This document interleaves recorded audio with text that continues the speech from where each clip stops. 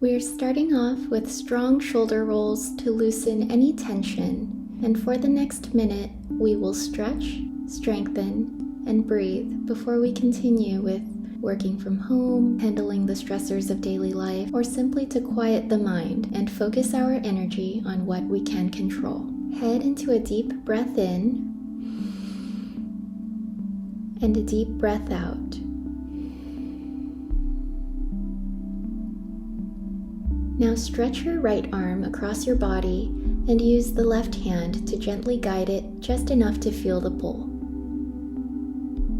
Now pull your left arm across the body using your right hand to guide.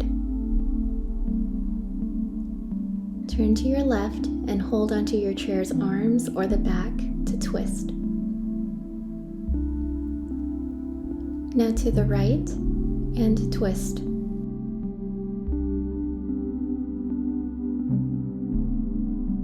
Remember to like this video and subscribe to keep a healthy perspective on your digital life. Now go forth and do amazing things. Revisit this video as needed for a quick reset.